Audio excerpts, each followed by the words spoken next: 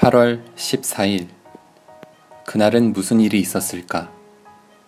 The Day's History 1997년 8월 14일 제주시내 관덕정 근처 철거 공사 현장에서 한 여성이 끔찍하게 피살된 채 발견되었습니다. 이후 경찰은 용의자를 체포하고 자백을 받아냈습니다.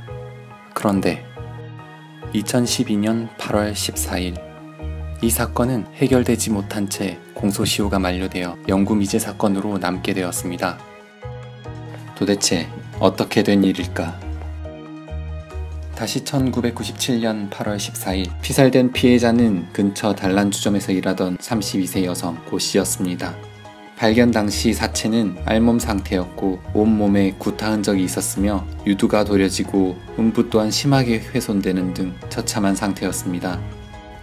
그런데 피해자는 고 씨뿐만이 아니었는데요. 경찰 조사 결과 사건 당일 고 씨는 단란주점 여주인과 함께 집으로 돌아가던 중 누군가로부터 습격을 당했다고 합니다.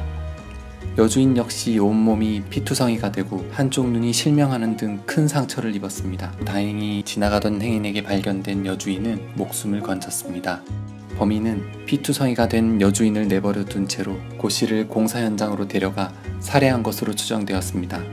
새벽 시간대 아주 짧은 시간 동안 일어난 사건. 경찰은 아무런 실마리를 찾지 못하고 시간만 흘러가고 있었습니다.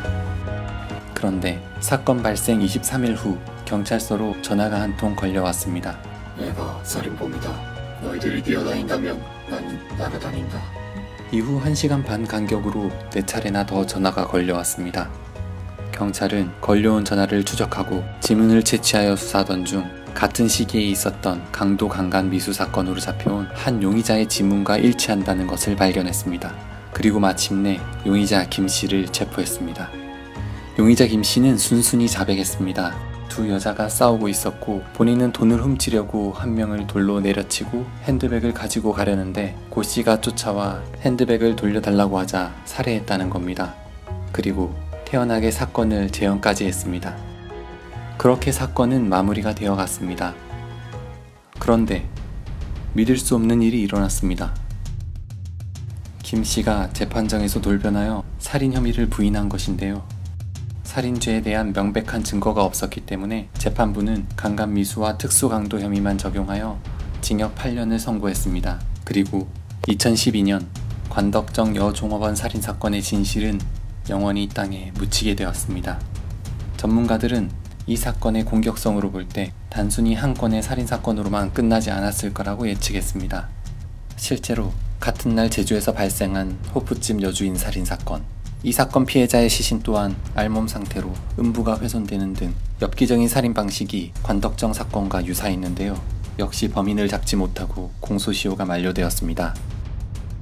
혹시 두 사건의 범인은 같은 사람이 아니었을까? 이것이 연쇄살인의 시작은 아니었을까? 이상 8월 14일에 관한 세상의 모든 지식이었습니다.